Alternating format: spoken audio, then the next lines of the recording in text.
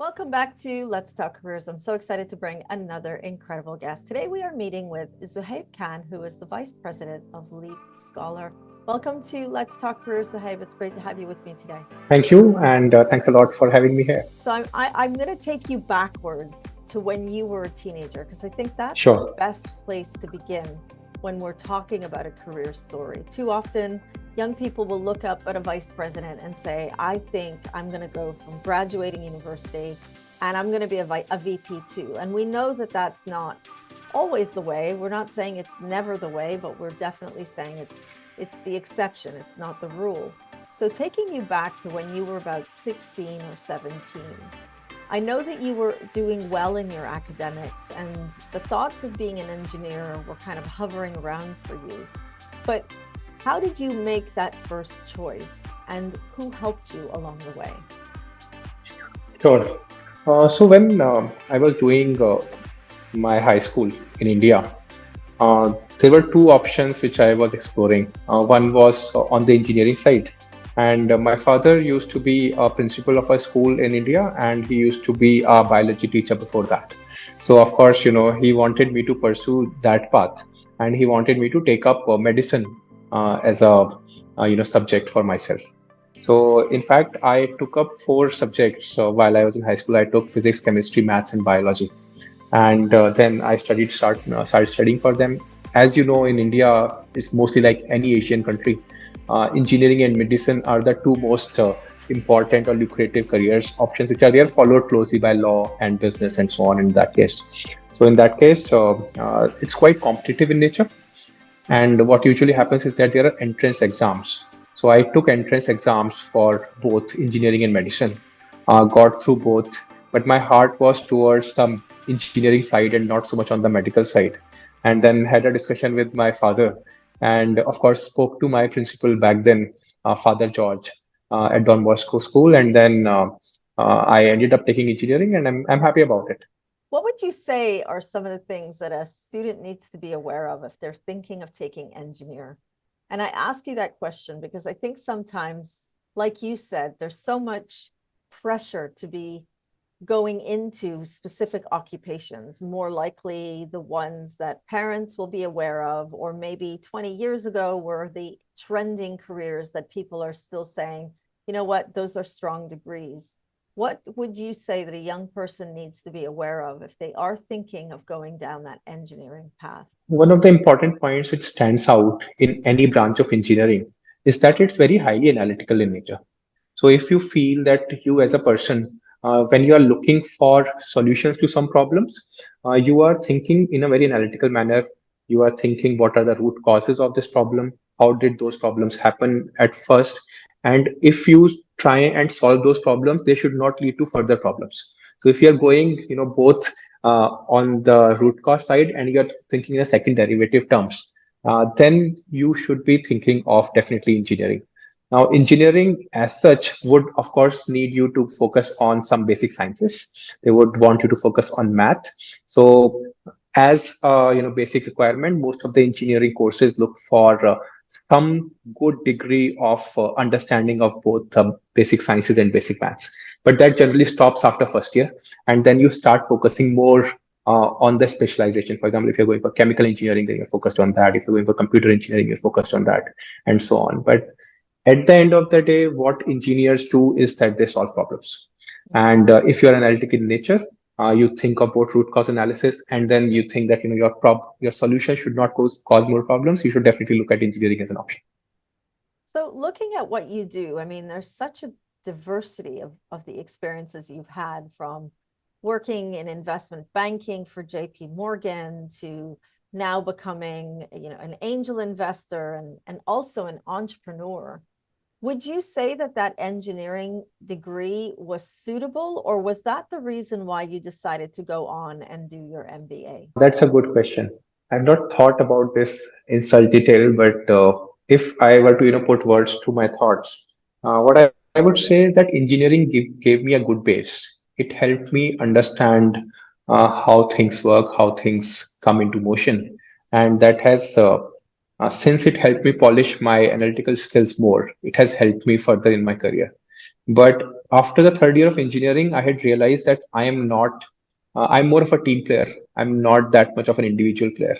So in that case, I wanted to work in larger teams. And if you want to work in larger teams, ideally you should move towards that sort of career. And hence, I moved towards doing MBA and then finance and then business as such. Even during my engineering days, I used to take part in business plan competitions and used to be quite good at those. So I think, and of course, I had not thought about it back then. But what also made uh, the decision for me was that when I started coding, I did not actually enjoy it. And since I was not enjoying it, I thought maybe I should look at other options. So I was scoring good marks in that, but innately I was not happy working on my computer all day and creating programs and so on. But then what I was good at was thinking how such programs can improve people's lives, how can it increase their speed of operation, how can it help them solve the problems that they're having, which then helped me move towards MBA. That being said, what I took away from engineering was a great network of people whom I worked with. My batch size was, of course, quite large. We were around 300 people in the complete year, 60 in my own branch. And I have grown as an individual by working with them, have been in touch with them. So when you're going to college, just not look at what course you are doing, look at what kind of batch is coming over there and whether you fit into that batch or not. And I think that has helped me a lot in my career. Lots of networking. So that's what I'm hearing. If you could go back with the work experiences that you have today, from education to finance to entrepreneurship, would you still do an engineering degree or would you choose different? To be honest, I'll still do an engineering degree. The reason is, okay, so when I started working with finance, I was still solving problems, usually for M&A related, but it had used to have a lot of math because I used to work in oil and gas M&A division, and we used to look at resources and reports of various consultants who used to work in oil fields and so on. So my math skills helped me over there, which were polished, of course, during my engineering days. What also happens in engineering is that you are forced to do a lot of work. So you're taking so many subjects and you have to club them all together. So it sort of gives you the right kind of work ethic, which helped me later on. So that was the only takeaway for my finance part: work ethic and math skills. While when I started my own entrepreneurial journey, then I used to work with engineers who were doing coding both front end and back end, and they were creating the either the website or the app. And since I have those skills, although I have not done it myself, at least I knew how in terms of UI UX, how does it work, in terms of improving the page speeds, in terms of getting more downloads, how does that work. So I had some bit of understanding from the technical side. And then of course moving towards my education field, uh, tech is involved almost in every sector. So if you are familiar with that sector, and especially if you're familiar with problem solving, then it helps you. So if I were to do it again, I'll still do engineering. I Mostly love I'll that. do it in computers, but yeah, I'll still do engineering.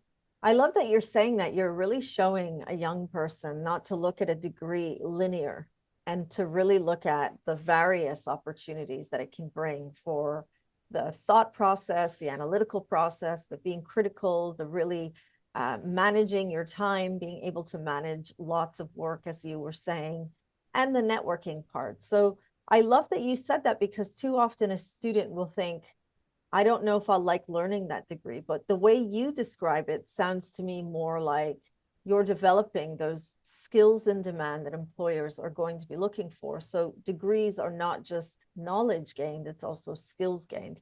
So I very, very much appreciate that. I'm really aligned with that way of thinking. Now, let's go into your top three tips, top three career tips. You say to students that they should be open to new opportunities and experiment. That's a hard one for a student who's never had the opportunity to try new opportunities and to experiment, because until the point that they have to choose that next step, there's always an adult in their life telling them what they should do and what they shouldn't do. So how do you suggest a young student that may never have been able to take an opportunity unless an adult said it's a good idea. How do you suggest that they feel comfortable and take ownership of experimenting? What I see is that careers and education has moved quite a lot since the time I used to be in high school or in college. So I passed out. So I started passed out from my school in 2003. It's been 20 odd years. What I see clearly now is that the kind of internships, work experiences, volunteerships, and even project experiences which are available to students right now are much higher than what was available 20 years back. So even if, I understand that students cannot take full-time roles and they cannot explore opportunities in a full-time work environment, what they can always do is they can, for example, pick up some small projects. Maybe it could be a project about, say, robotics, if you are interested in engineering, and try and work and see whether you're able to create a drone ideally from scratch. Of course, you take some, microprocessors and rotors and so on and so forth. But if you're building it and you are enjoying it, and then you are able to tell somebody why your what was the process you followed, why did you follow this process, and if you're also thinking how you can improve it further the next time you are doing it, I think you are sort of gaining that experience. But that does not stop just with experiences which you can take outside the school systems. There are experiences which you can take inside the school systems as well. For example, if your school is running MUNs or some events, and you feel that you may want to explore the business side of it, then you may want to be part of that coordinating team, which sorts of gives you the experience of communicating with people, gives you the experience of organizing, gives you the experience of making sure that the PR goes out and making sure that the entire process runs smoothly. And if you follow those kind of activities, even your schools, then those again were not available at during say 20 years back, but those are available now. It does not stop. You look at any field. Now I meet students sometimes who are running their own clubs. So one of the students who I met last year started his own investment club in school. That was unheard of during my time. We did not even know what was investment, what was stocks, what was bonds, and so on. But then students are ready to take the initiative. If they're taking the initiative, what I've always seen is that adults support them, but they have to show that they are driven, they are focused on this, and they know why they want to take it up. But if they are doing just for the sake of doing something and making sure that they'll do it for 5 hours and they'll not do it ever again, then adults can very well pick it up, and then the kind of support system that they would want will not exist for them. So if they are driven, I'm sure that doors will open for them. Very, very insightful. Now I'm going to go into your number 3 tip. You say, don't be afraid of failing multiple number of times and learn each time. Another really hard skill for a young person, because until the point that they are making those choices, failing at school is never an option. And anyone that does fall short will either be warned about their future or scolded by parents, or even feeling within themselves that they're failing.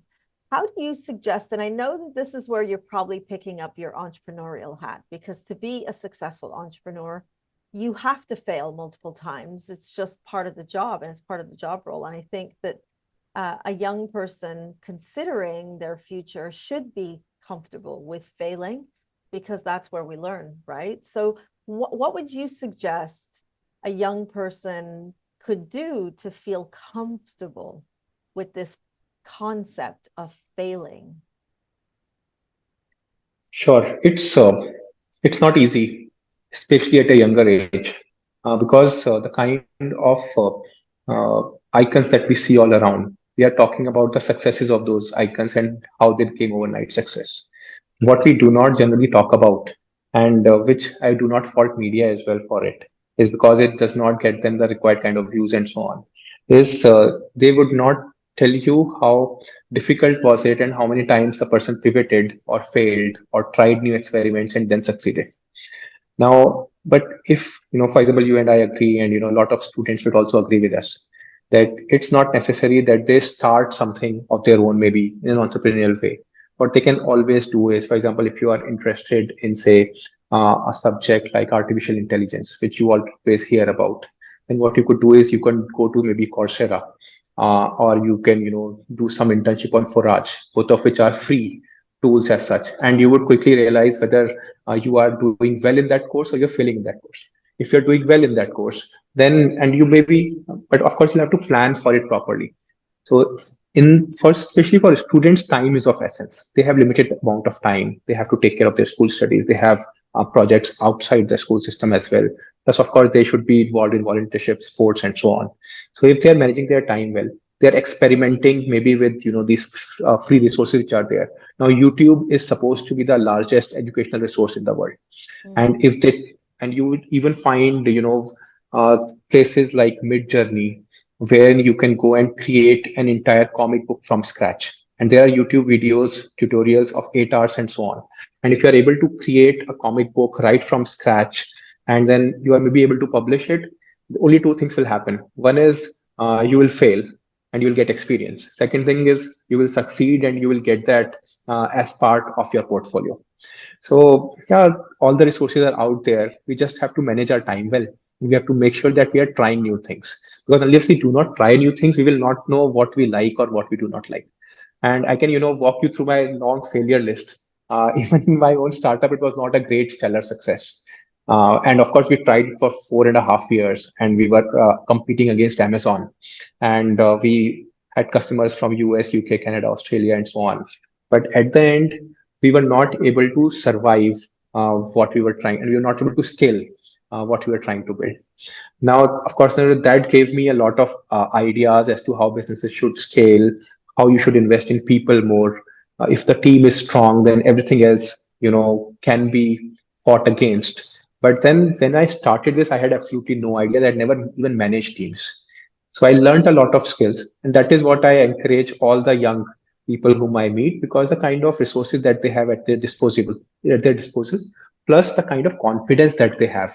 We did not have that kind of confidence. Now, all these students whom I work with, they are usually on Instagram or TikTok and so on, and they speak much better than even what I do now, and they are very sort of pro publicity, which is something which really stands out.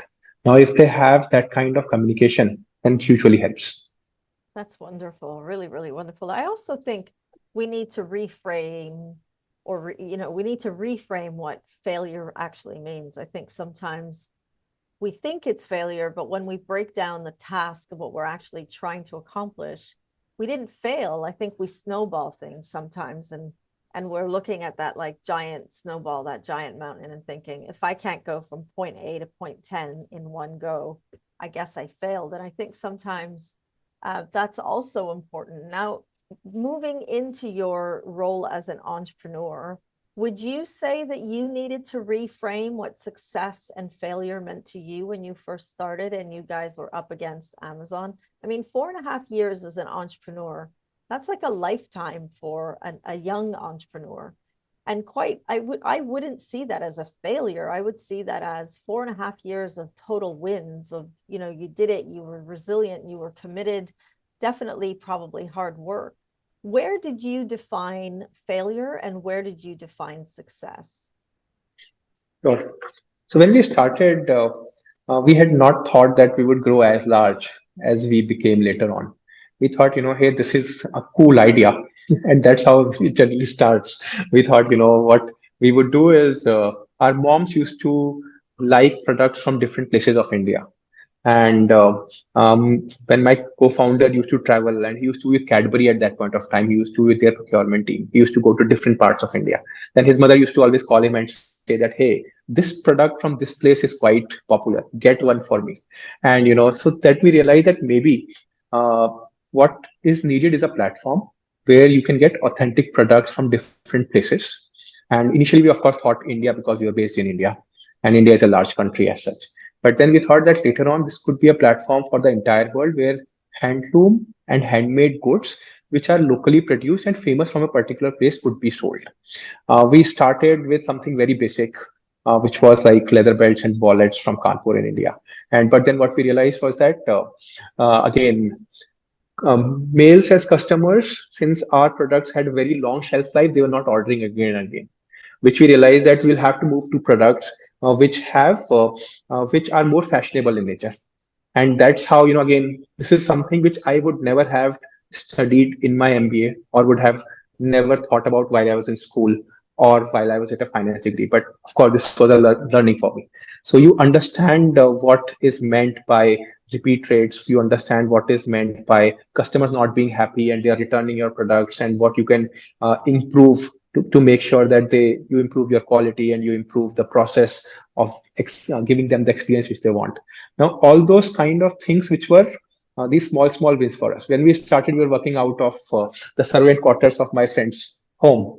But then very soon we had around 20 odd people who were working for us. And all of them were reporting to us directly. We had never managed a team before. So even managing team was something which we learned over there. So it was almost like lots of small wins, which made sure that we were constantly, making profitable month on month. And then that helped us raise angel funding as well, because angel investors came to us directly after ordering our products. We had not reached out to them. And then, of course, we were lucky enough to get their mentorship and to grow the business as such. What we had not realized, which now I, more after, being through this exercise, is that when you are up against a very large competitor, you should try and find ways to leverage the distribution muscle of that competitor. Maybe instead of going to a direct fight with them as a platform, if you would have become a brand, and we would have leveraged the distribution of Amazon and Snapdeal and Flipkart and all other such marketplaces which were there, then it would have made sure that we would have survived, and maybe we should have pivoted towards it. But again, that is now again a backstory. So I feel that these small wins accumulated and made sure that we learned quite a lot. What we also realized was that we did not have a lot of technical skills, and we should have hired for those skills earlier. For example, me and my co-founder, we were never digital marketing persons. We eventually hired digital marketing person, then a team, but then ideally we should have done it earlier. So again, one thing which we learned is that if you're not specialized in one field, it's better to even start working with consultants rather than trying to save money, and then because that would hurt you in the longer term. So these small learnings, I think those generally add up, and that is why I request and encourage all the students to try new experiences. Of course, failure can never be a straight line. It is always a sort of a sinusoidal journey, but then the experiences that you pick up, they help you in your life. So much to get into, but we definitely need to be bringing this to a wrap. As we're coming to a close, I want to talk a little bit about Leap Scholar. Tell us more about what it is and what the service is about and how it can help young people. Sure. So Leap is a startup. We started around 3.5 years back. Initially, we focused on providing student financing to students who are going to Harvard, Princeton, Yale, Cornell, etc. And the headquarters are in San Francisco for the Leap Finance business. Then we created another business called as Leap Scholar, when we realized that we need to help on the education side as well. So we do help with two things only. One is test prep. So we help students across the world with IELTS, TOEFL, GRE, GMAT, SAT, ACT, and so on.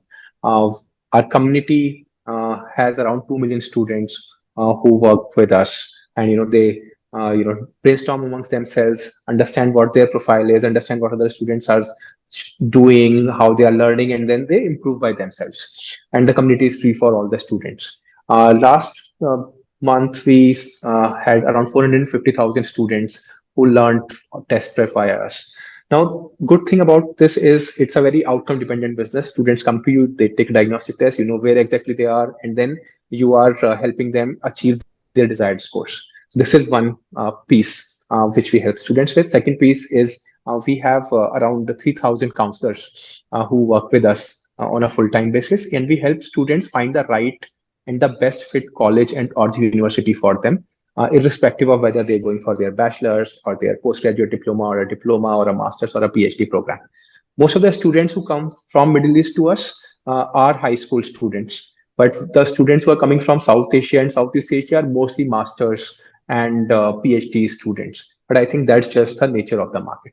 These are the only things which we help students with. One is the test prep, and then one is the study abroad admissions counseling. We work with schools over here. We work with individual career counselors because we do not have career counselors working with us. We only have people who are experts in admissions or in test prep.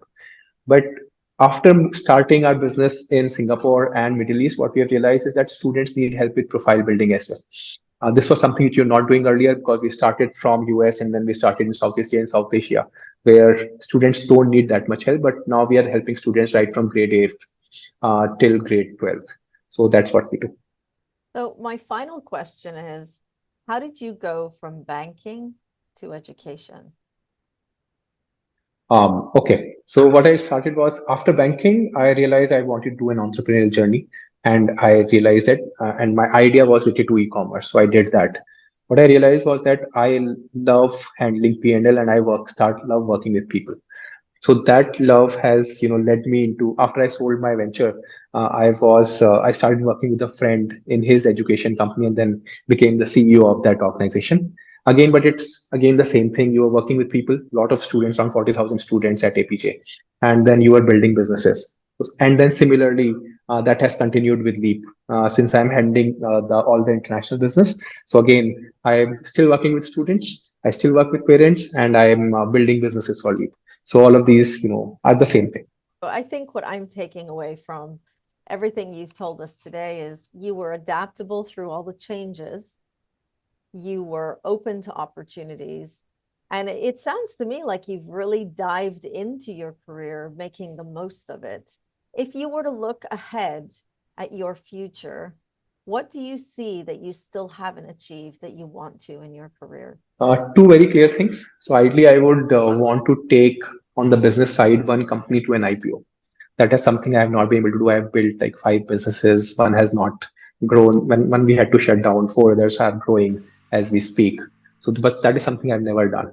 So that is one. Then secondly, I want to now start giving back uh, to entrepreneurs and to founders and to students because I have received a lot of help, as you would have understood from this conversation, all through my career. So in that case, now I want to give back both as an angel investor, as a founder, as a mentor. I would not know what is the secret sauce, but I can tell you what things are not to be done in a business. I think that usually sometimes helps students and as well as founders. So that is something I would want to do. Thank you so much for being with me here today and sharing your career story and all these really incredible insights that I know will help young people on their journey ahead. And that brings us right to the end of another incredible conversation. Today we were speaking with Zuhaib, who is the Vice President of Leap Scholar. Thank you for watching, and we will see you at our next Let's Talk Careers with Ms.V.